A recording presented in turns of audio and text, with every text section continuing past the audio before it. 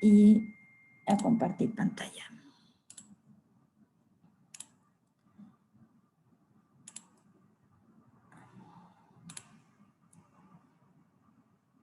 Acá estábamos, ¿verdad?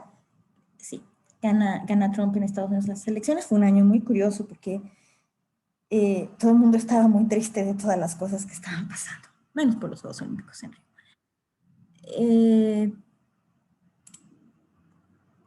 Y bueno, recapturan en este año al Chapo Guzmán. Para 2007 es el año del gasolinazo, no sé si ustedes se acuerden, pero principios del año hubo hasta manifestaciones y fue horrible el gasolinazo, subieron los precios muy fuerte de la gasolina a principios del año y todo el mundo andaba muy nervioso. Ese año también asume el poder Donald Trump y con él pues inician muchos cambios en Estados Unidos, entre ellos el cambio de política migratoria que tenemos hasta hoy, ¿no? Se detectan o definen 7 exoplanetas, entre los que está Plutón, por supuesto. Son los años de los 2 terremotos en septiembre en México, ¿no? Uno, creo que el 8 de septiembre en Oaxaca, que fue devastador, y después otro con epicentro más para acá, que fue el que le pegó más severamente a la Ciudad de México, precisamente el mismo día, y el aniversario, y 2 horas después del simulacro del aniversario del terremoto del 85, volvió a temblar en 2017.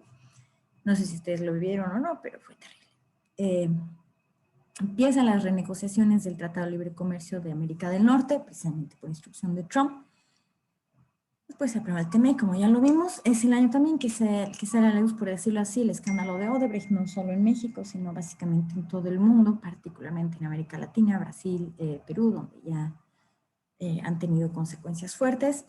Empieza el desarme de las FARC, creo que con esto tenía que ver la votación en Colombia. Empieza el desarme de las FARC porque se van a una lucha política, por decirlo así, y ya no física o armada. Hay varios atentados también en Colombia, en Venezuela empieza con grandes problemas que van a tener un escalamiento después y va a haber varias manifestaciones y quejas del Congreso, etc. Es el año en que Macron asume el poder en Francia. No sé por qué está Corea del Norte aquí, no creo que pasó en Corea del Norte, pero bueno, es bastante inestable este señor. Este año también busca Cataluña su independencia de España, pero no lo logra y pues es un escándalo bastante fuerte que sigue después varios años. Y hay 2 huracanes por lo menos muy fuertes que son Irma y Harvey, ¿no? Que atacan el lado del Atlántico. En 2018 muere Stephen Hawking, el gran físico británico. Una película interesante, pero lo mejor son sus libros y hay videos y demás. Es muy bueno. En este año renuncia el presidente de Perú, precisamente por el escándalo de Odebrecht. Putin es reelecto en Rusia. Hay un ataque en Siria muy fuerte, estalla el Kilauea. Bueno, empieza la erupción en Kilauea, el volcán de Hawái. Hay unas imágenes también muy impresionantes. Hay un mundial de fútbol en Rusia. Son las elecciones en México en julio, donde gana Andrés Manuel López Obrador y obtiene la mayoría de izquierda en ambas cámaras, no la mayoría absoluta, pero ya la está consiguiendo. Muere Stan Lee, creador de todas las sagas de Marvel, junto con otro, no me acuerdo su nombre. Toma el poder Andrés Manuel López Obrador y justo el 24 de diciembre, si no me equivoco, muere Moreno Valle y su esposa. Moreno Valle era gobernador del estado de Puebla. Para 2019, pues ya el año antepasado, tenemos entre las cosas más relevantes, por decirlo así, el combate Huachicol aquí en México, ¿no? El robo del combustible, el escalamiento de la situación en Venezuela, perdón, rechazo generalizado del Brexit, ¿no? Pero no sé si saben, pero justo el 31 de diciembre ya tenían un acuerdo, entonces ya está entrando, ya entró en vigor y en operación el Brexit, y están teniendo muchos problemas los pobres británicos de a pie. Inicia el juicio del Chapo en Brooklyn, se incendia la Catedral de Notre Dame en Francia, que también fue un escándalo. Se suicida Alan García, también expresidente de Perú, en parte por el escándalo de Odebrecht también. Bolsonaro llega al poder en Brasil, la extrema derecha, y Bukele, ya no me acuerdo qué es este señor. Bueno, se firma el Plan Integral de Desarrollo para Centroamérica. WhatsApp sube un montón de caídas, igual que Facebook e Instagram, y pues eso no se ha detenido, aunque ya no es tan constante, ¿no? Entonces siguen cayendo de vez en cuando estas plataformas. Es el año de la Capitana Marvel, de la película, el año también que se produce el último bocho Volkswagen Beetle, el escarabajo, el bochito, en México, es el último que se produce en 2019. Hay grandes incendios en Brasil y Australia, esto por supuesto continúa en 2020, también en California. Es el año en el que básicamente se vuelve famosa Greta Thunberg con sus manifestaciones de Fridays for Future, y sigue, ¿no? Está en el Foro Económico Mundial, etcétera. Bueno, no sé si la conocen, pero es muy interesante todo lo que dice, y las críticas y cómo las aguanta. Sí, pero es un poco triste, ¿no? ¿Por Tiene qué? creo que 14, tiene 14 años y, ay, no sé, siento que está muy enojada. O sea, sí apoyo lo que dice, me hace una niña muy inteligente e interesante, pero no sé. Si está A enojada mí porque solo, no las queremos, dice. pues sí, ajá. Y porque creen que, o sea, los niños de su edad no pueden tener esa conciencia sobre la situación ambiental. Es una gran figura, ¿eh? Con todas las críticas que pueda tener. Sí, Yo creo que es una gran figura. Y como sea, de alguna forma se está haciendo escuchar. Y creo que está bien, ¿no? Esta chavita, creo que ya tiene 16, ¿eh? Según yo. Pero de todas maneras sí, está bien bueno, chiquita. sí, y ha tenido enfrentamientos en Twitter con Trump, entonces es Comedia una... humanidad. Sí, pero pues a Trump, ¿quién le va a Trump? Sí, Ahí sí le apoyo totalmente a ella. Bueno, sí, yo igual digo. este año también sube al poder Boris Johnson en el Reino Unido. Cuando gana el Brexit está una señora que no me acuerdo su nombre, y derivado de las crisis del Brexit y otras tantas cosas que pasaron en Inglaterra, pues tiene que dejar el poder, y sube el poder Boris Johnson.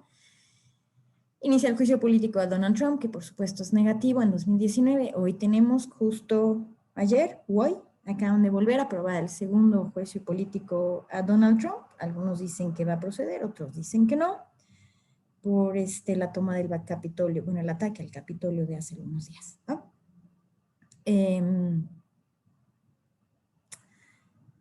Pues sí, casi atrapan al Chapito, pero no lo atrapan, ¿verdad? Lo dejaron salir, si se acuerdan de eso, ¿no? Hay conflictos en Ecuador, ¿se acuerdan, no? Se traen al presidente para acá y también es un escándalo, como es que le podemos ayudar, etcétera, etcétera. El chiste es que por lo menos en Ecuador ya se hicieron elecciones y ganó el partido del señor al que habían sacado del poder. Y lo sacaron por aclamaciones de que no debió de haber ganado las elecciones. Pero bueno, después se hacen otras elecciones con él afuera, primero en México, luego en Argentina, y gana su partido político. También hay conflictos en Colombia, esos siguen con toda la pandemia, en Chile y en Bolivia, ¿no? Chile particularmente por las pensiones que no alcanzan, y por la parte de los derechos de la mujer, ¿no? Que es fantástico. Tuvimos aquí en 2020 todavía, fue la última manifestación a la que yo fui, no sé si ustedes fueron, pero bueno, tiene que ver con básicamente el mismo movimiento feminista. Y en Bolivia también hay unos conflictos internos. Por supuesto, el movimiento feminista, como bien lo pongo ahí, es el atentado a la familia Levarón en Chihuahua, creo, bueno, en el norte del país. Y por supuesto, inicia el coronavirus, y pues eso marcó todo el siguiente año para México y para el mundo, ¿verdad? Bueno, después de esta enorme recapitulación de lo que pasó en estos 19 años, ¿tienen alguna duda, pregunta, algo que me falte? No, profesora. No, profesora, me parece un buen No. resumen de muchos años. Sí. Bueno, y es un poco más detallado que los anteriores, ¿no? Pero bueno. Ok. Pues, ¿qué pasó?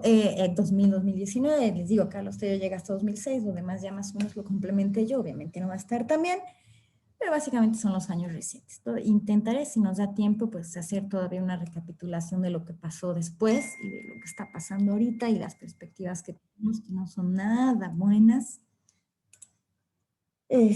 para la economía de México y del mundo. Pero por lo pronto llegaremos aquí hasta 2019. Bueno, los presidentes son 19 años, son muchos años. Y tuvimos 3 presidencias completas y el inicio de la presidencia de Andrés Manuel López Obrador, justo en 2019, perdón, en 2018. Y bueno, es nada más un año, ¿no? No se podía ver mucho lo que iba a hacer aquí. Pero fueron Vicente Fox, primer presidente de oposición del Partido Acción Nacional, después vino Felipe Calderón, también del Partido de Acción Nacional, que en ese momento pues ya no era oposición. Después, al parecer no tuvieron mucho éxito y entonces gana otra vez el PRI en 2012 con Enrique Peña Nieto y pues tampoco tuvo mucho éxito con todos los buenos augurios que había. Y gana Andrés Manuel López Obrador con Morena en 2018. Y bueno, en el entorno internacional tenemos la guerra contra el terrorismo, que básicamente empezó desde que se cayó la Guerra Fría, pero se intensificó muchísimo a raíz del ataque a las torres de Nueva York. Tenemos una recesión en 2002, leve no tan fuerte, pero después tenemos una crisis muy fuerte en 2008-2009 y por supuesto el coronavirus son, digamos, las cosas. Y bueno, el cambio climático también lo podríamos poner acá, ¿no? El movimiento feminista y muchas otras cosas que han estado pasando. Y los derechos civiles, por supuesto, el LGBTI y todo esto, ¿no? Y en general la economía, pues, nada, la recesión y la crisis tienen un estancamiento, podría decirse así. Y después del coronavirus, pues vamos a ver una caída general en todas partes, menos en China. ¿Ah? Bueno, en general en el mundo, hasta por lo menos en México 2018, se continúan las políticas neoliberales. Las reformas estructurales en general en todo el mundo y bueno, AMLO parece que quiere revertirlas y pues ya hemos podido ver que sí, ¿no? Odia a los neoliberales y quiere revertir todo lo que sea, pero bueno. En 2012 es muy importante que pase el pago. Hay problemas con el federalismo fiscal que veremos que parece que se van a estar retomando en 2020, ya vieron los problemas que ha habido en los últimos meses, sobre todo por los gobernadores que se quejan de que no reciben recursos.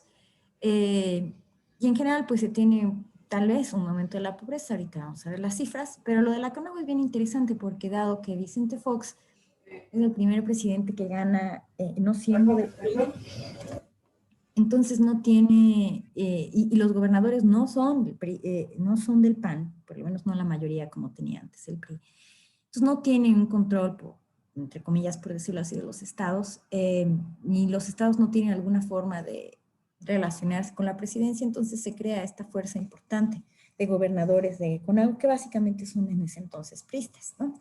Hoy día ya cambió el asunto, pero es importante este desarrollo político en el país.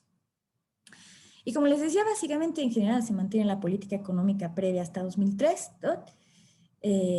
La idea de contener el gasto, de reducir el déficit y reducir la inflación, que ya lo vimos en clase, ya lo vimos también por las exposiciones de los compañeros, sobre todo la de este lunes, que nos hablaba de las políticas de Carlos Salinas de Gortari, básicamente pues es lo mismo, ¿no? Aunque pues en este entonces se estaba teniendo ya un sobrecalentamiento de la economía ya para 2003 y se mantuvo una política procíclica, ¿no? Sin embargo, por la crisis y la recesión de 2001-2002, el PIB per cápita cae a 2003 a una tasa media de crecimiento anual de casi 1%, y por supuesto que se atribuyó al ciclo económico recesivo en Estados Unidos, pero Estados Unidos, a diferencia de México, aplicó políticas contracíclicas, reduciendo, por ejemplo, las tasas de interés, ¿no? Que pasaron de 6.5% a 1% en 2003, y pasó de un superávit fiscal a un déficit,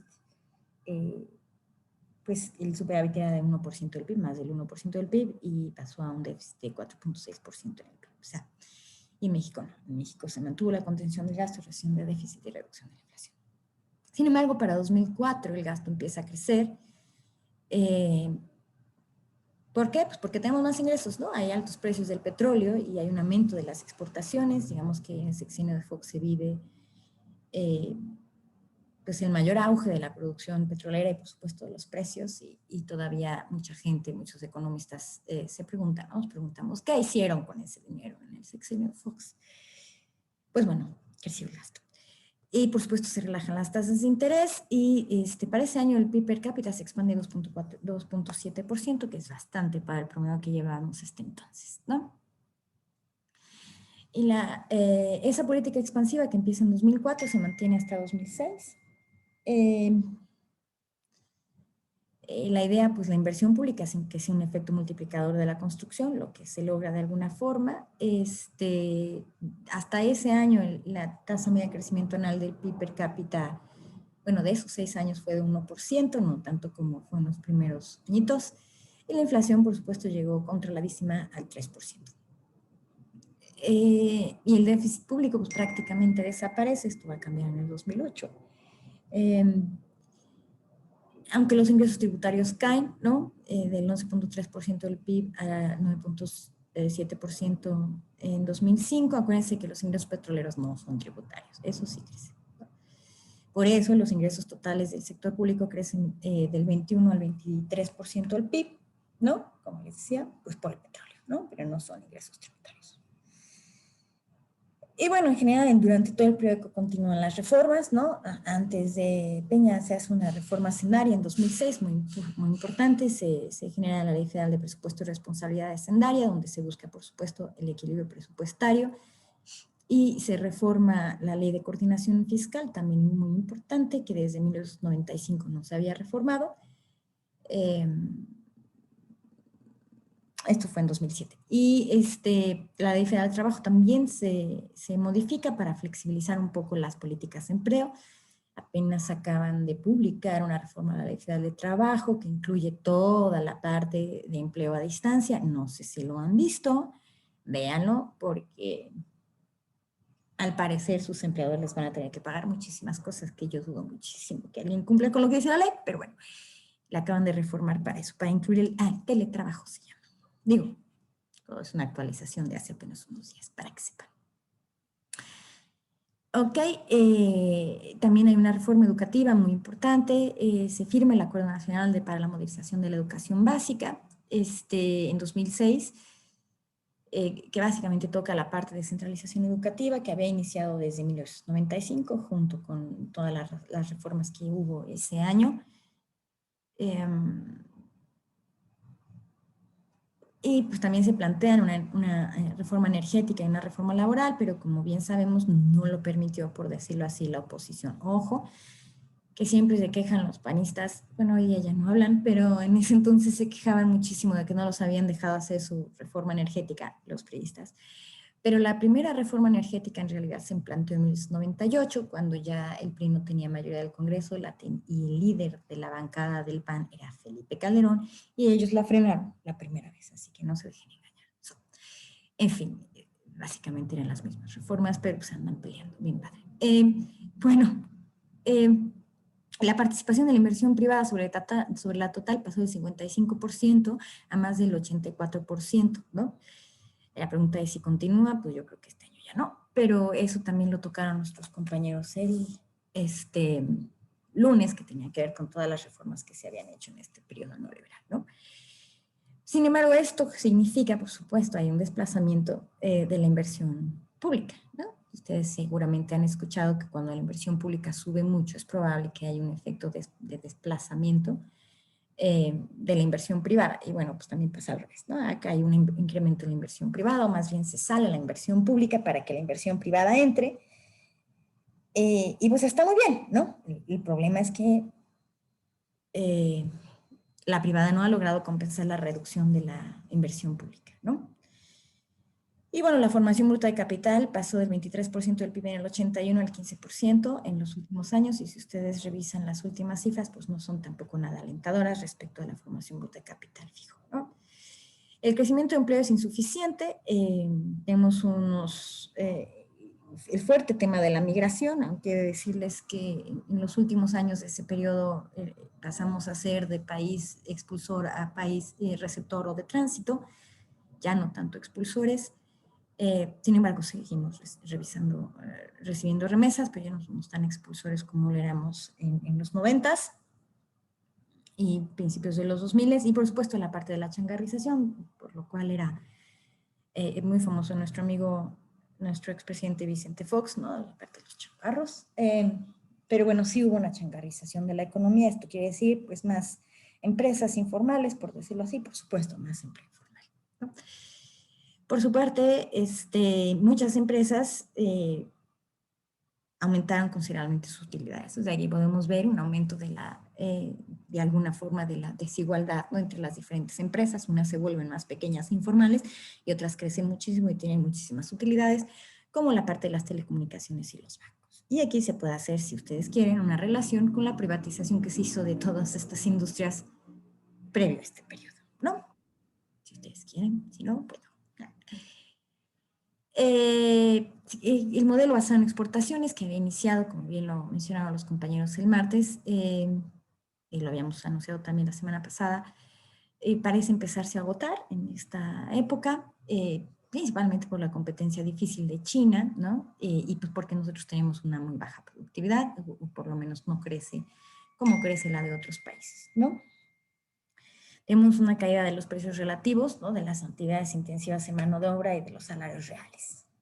Hay un aumento del desempleo por aumento de la demanda de mano de obra calificada. Esto quiere decir que, o sea, la gente que está lista para emplearse no tiene la suficiente calificación para hacerlo, digámoslo así, ¿no? Y pues la tasa de crecimiento decreciente de la producción también influye en esto. Y por supuesto, algo muy importante y que se criticó desde precisamente el inicio del sexenio de Salinas es que pues no hay una articulación de cadenas productivas, no hay una política industrial, no la ha habido hasta ahorita. Y siempre se habló de articular las cadenas productivas, pero la verdad es que no se ha logrado. Hay muchas iniciativas para hacerse, pero no existe en realidad un proyecto importante de país, o por lo menos yo no lo conozco, para articular las cadenas productivas del país y así cuando crezca uno jale a todas las demás. Eso hasta la fecha no hay. Y les digo, se criticó desde el sexenio de Carlos Salinas, pero nadie ha hecho nada al respecto. O de Cedillo. No me acuerdo. Pero desde hace mucho tiempo se ha criticado esto y pues no se ha solucionado, ¿no? Entonces eso genera pues problemas en la producción del país, ¿no? Como les decía, pues en el sexenio de Fox entró muchísimo dinero al país, precisamente por el alza en los precios del petróleo y el incremento de la producción, tuvimos un boom allí, y entraron más de 300 mil millones de dólares al país, solamente crecieron las reservas y no se sabe bien a bien qué se hizo con esos recursos. Al menos no se endeudaron como en el sexenio de López Portillo, por lo menos no tanto. Y bueno, con Felipe Calderón continuaron en general las mismas políticas. Importante es la extinción de Luz y Fuerza del Centro, es esta empresa que proporcionaba servicios de electricidad, sobre todo en el centro de la República, en la Ciudad de México, creo que algunas partes de los estados de México y de Morelos. La extinguen. Todavía tenemos problemas todavía vive el sindicato que se está quejando y todavía les dan algunas concesiones, pero se extingue esto, sucede en 2008. Pero de la noche a la mañana, maestra. Sí. fue una, todo el mundo estaba impresionadísimo, ¿no? Porque fue una cosa como muy atrevida, por decirlo así, nadie pensó que se les fuera a ocurrir, ¿no? El chiste es que se extingue Luz y Fuerza, lo absorbe todo la Comisión Federal de Electricidad. Hay una reforma fuerte al ISSSTE y por estos dos temas van a ver ustedes o pueden observar ustedes los crecimientos de la deuda interna en el país que se observan de 2008 y de 2007. Básicamente es por estos dos temas, porque se asume pues los pasivos del ISSSTE y por supuesto los de Luz y Fuerza del Centro, ¿no? Y también hay un cambio en contabilidad en la deuda, entonces por eso es que crece la deuda en el sexenio de Calderón, no tanto porque se haya endeudado así como José López Portillo, por decirlo de una forma, sino más bien porque hace estas dos cosas, entre otras. Y también es un año en que nace una política muy interesante de presupuesto basado en resultados y el sistema de evaluación del desempeño. Esto básicamente ya se murió, pero era una política nacida desde Hacienda con el apoyo de Función Pública y del Coneval para que los resultados del gasto fueran evaluados, ¿no? Ustedes dirán que eso es lo más normal del mundo, pero pues no sucede, no sucedía. O sea, no decir cuántas vacunas compré, ¿no? Eso es más fácil, eso sí se hace, pero decir más bien cuánta gente no se enfermó derivado de las vacunas que apliqué, ¿vale? Y cuánto me costó lograr que la gente no se enfermara. cuántos años de vida saludable adicionales trajo esto a la población, o sea, con resultados, ¿no? No acciones, sino resultados. Entonces empieza una iniciativa muy fuerte, 2007-2008, para medir esto. Cuando nace el Coneval, pues obviamente se suma a esta iniciativa. Coneval sigue haciendo evaluaciones y de hecho ellos hicieron toda la metodología y demás, pero desde Hacienda ya casi no, ya básicamente se perdió, pero era un movimiento muy interesante y si ustedes quieren, les doy toda una clase de esto porque yo participé en esa parte y fue muy interesante. Pero si quieren ustedes ahorita saber eso, ya no se puede. Básicamente fueron desmantelando en el sexenio pasado y en este sexenio pues ya prácticamente no existe, ¿no? Bueno, sí existe, pero no se toma tanto en cuenta. Y bueno, ya con Enrique Peña Nieto, para elevar la productividad, se impulsaron 11 reformas estructurales. Se firmó un pacto por México muy importante, por ahí de diciembre de 2012, si no me equivoco, y pues Enrique Peña Nieto era visto como el salvador de México y había muy buenos augurios para el país. Desgraciadamente, después de lo de Ayotzinapa y la Casa Blanca, se vino todo abajo, por lo menos la pantalla que tenían tan bonita, ¿no? En fin, de las reformas del Pacto por México, muy importante la energética, que ya están por echar para abajo completamente, la reforma sobre competencia económica, esa no han hablado mucho, pero seguramente también la van a tirar, la reforma de telecomunicaciones, que también ya están queriendo tirar, la hacendaria, esta no la han tocado todavía. En este aspecto se logró incrementar la recaudación tributaria bastante. Hubo una reforma laboral, nuevamente para flexibilizar algunos aspectos, particularmente el outsourcing y otros temas relacionados con prestaciones laborales, para hacerlo más flexible para los empleadores y para los trabajadores, moverse de un lado a otro. Esto en parte ya también lo están queriendo echar atrás ahorita. La reforma educativa, que por supuesto ya también quieren echar atrás. La reforma al sistema de justicia penal, esto es muy interesante. Se aprobó en 2008 y se terminó en principio de implementar en 2013. La idea era pasar del sistema anterior a acusatorio. Bueno, ir a cambiar totalmente de sistema. El chiste es... Sistema penal acusatorio. ¿Ese era el anterior o ese es el nuevo? Ese era el anterior. ¿Y ahora cómo se llama? Según yo todavía está actual, lo que pasa es que aún se está trabajando en ello, o sea... Ya se implementó en 2003. Lo que se implementó, no, lo que pasa es que se cambió más que nada como el ordenamiento por el cual se acusa, o sea, por ejemplo, hay muchos lineamientos que ahora para acusar de manera penal o imputar a alguien hay que determinarlo por flagrancia, hay que determinar la situación en la que se estuvo involucrado en algún delito. Sí, pero también está todo el tema de que ya no son 100,000 expedientes, sino que eso es oral, acusatorio oral. No, pero ese es el sistema de justicia oral para Sí. el caso de temas penales. Exacto, de las penales, lo demás no. Es nada más la Ajá. parte penal, sí. Sí, ya es oral, entonces ya no tienen los 100,000 expedientes que van a leer, sino todo se resuelve en un juicio presencial, ¿no? En principio. Y cambiaron desde la arquitectura de las salas de juicios, las pegaron a las cárceles, bueno, hicieron un movimiento gigantesco para todo este sistema de justicia penal, pero pues entiendo que ya es la parte final, si no reforman los ministerios públicos, pues va a estar bien difícil, ¿no? Que pase algo. En fin, muy interesante esta reforma, pero pues igual ya quedó como a medias, ¿no? Como bien lo dice el compañero. Híjole, otra vez me van a terminar en 10 minutos, pero ya casi acabo. Bueno, hay una reforma muy importante político-electoral en la Ciudad de México. Ustedes saben, ya para 2017 tenemos una constitución, ya somos una entidad federativa, no somos un estado, ya no tenemos municipios y otras cositas, pero ya somos una entidad federativa en la Ciudad de México.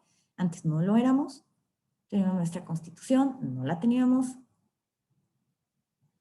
Y bueno, los delegados pasaron a ser alcaldes y todo esto, ¿no? Muy interesante. Esto entró en vigor, si no me equivoco, se publicó la Constitución seguramente el 5 o el 4 de febrero para conmemorar la del 17 de 2017, la nacional. y pasó a llamarse Ciudad de México, ya no es Distrito Federal, y también hubo una reforma importante, particularmente de transparencia, que inició todo este movimiento de transparencia con Vicente Fox, que por supuesto también ya se quiere echar para atrás. El presupuesto 2014 se plantea con un déficit saldarse en 2017, esto no se logró. El gasto en ese año crece 9.2% en términos reales y crece muchísimo la deuda. Este crecimiento en términos reales del gasto no se había visto desde José López Portillo y nadie dijo nada. Ahora sí que estoy como de los ovnis y nadie hace nada. Bueno, nadie dijo nada, pasó. Y bueno, la verdad es que no se ha podido pagar y saldarse este déficit que se planteó en 2014. Y bueno, otros aspectos, como ya les decía, la transparencia que inició en 2002 con Vicente Fox, toda la autonomía del IFE, que fue en 2003, la parte de las elecciones dudosas en 2006, particularmente cuando Andrés Manuel se enfrentó a Calderón, y que siguen todavía discutiendo el tema. Y por supuesto la guerra contra el narcotráfico que empezó Felipe Calderón, algunos dicen que para legitimizarse, vistiéndose de general, en enero de 2007. Bueno, fue sí, 2006, diciembre de 2006, enero de 2007, empezó en Michoacán, en su estado natal. En 2008 se firma la iniciativa Mérida con el apoyo de los Estados Unidos y por supuesto ha habido miles de muertos y gente damnificada, por decirlo así, por esta guerra que se supone que se iba a acabar, pero no se acaba.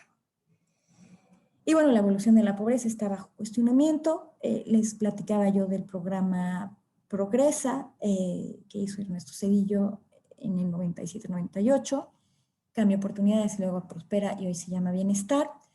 Ese más o menos se mantiene, con cambios, pero se mantiene. Se hacen modificaciones a algunos programas y nace el Seguro Popular. Para esto les pongo el libro de Levy para que lo lean. Es muy interesante si les interesa. Y bueno, la población en pobreza como porcentaje total pasa de 22% de pobreza alimentaria en 92 a 18%. La pobreza de capacidades sí baja más y la pobreza de patrimonio también baja 7 puntos porcentuales. Ya en esta otra medición que inicia en 2008, pues podemos ver que la gente en situación de pobreza pasa de 44 a 42%, de 2008 a 2018, en 10 años baja 2%. En términos absolutos crece, pero en porcentaje baja, y en pobreza extrema baja 3%, 3.2%, 3 puntos porcentuales, perdón, que se ve siempre un incremento acá en 2010 por la crisis generada 2008-2009, pero después empieza a bajar, 2014 otra subidita, pero bueno, tenemos una bajada en 2018. Y bueno, esta es la gráfica de cómo evolucionó el PIB y el PIB per cápita en el periodo, ¿no? Tenemos aquí la crisis de 2001-2002, derivada principalmente por la caída de las torres y la cerrazón económica que eso significó, y la crisis financiera de 2008, que vemos aquí como se manifiesta la caída tanto en PIB en miles de pesos como en PIB per cápita. Y esta es ya la tasa trimestral, hasta 2017 nada más está, no sé por qué nada más está hasta 2017, lo siento, luego se las actualizo para la próxima. Y bueno, ese es el tipo de cambio, nuevamente en viejos pesos, pero estaba en 9.50 en 1999 y llegó a casi 14 pesos a finales de 2010. Ya es en pesos viejos, pues estaba en 9.65 y 18.30, ¿no? Llegó en 2016 a estar en 2.64. Aquí se los tengo hasta marzo del 18 nada más. Y bueno, aquí les platicaba la parte de la deuda. Esta es la deuda interna neta, es la azulita, y la deuda externa es la roja. Vemos cómo a partir de 1994 se empieza un esfuerzo muy grande por reducir la deuda externa y tal vez sustituirla por deuda interna, pero básicamente la idea era bajar la deuda externa y se logra perfectamente bien hasta 2008. Y en 2008 pueden ver cómo crece la deuda interna también, lo que les platicaba de los esfuerzos del ISSSTE, básicamente tiene que ver con eso.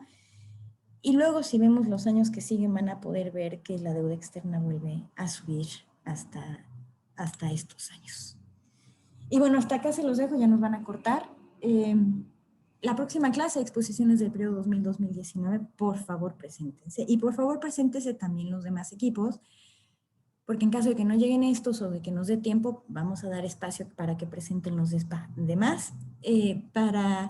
Eso sería el martes, y el jueves serían las exposiciones de la evolución del empleo 2000-2018 y el equipo que va a hacer esta presentación del COVID, que va a estar súper interesante. Eso sería el próximo jueves. Por eso el próximo jueves no es examen, ¿no? Entonces, ya después sería el examen, que lo estoy avisando. Y después intentaremos revisar más detalles, o si tienen algún tema que quisieran revisar antes de terminar el año o terminar las exposiciones, como ustedes me digan, porque tenemos 1 o 2 sesiones adicionales. Pues hasta aquí los dejo. Muchas gracias, bonita tarde, y no sé si tengan alguna duda. No, profesora, muchísimas gracias. Muchas gracias, profesora. Que tenga buena tarde. Profesora, gracias. Gracias, profesora. Bueno, pues Buenas nos vemos tardes. el martes y todo sale. Gracias a ustedes. Sí, Bye. profesora. Hasta luego. Gracias, bye.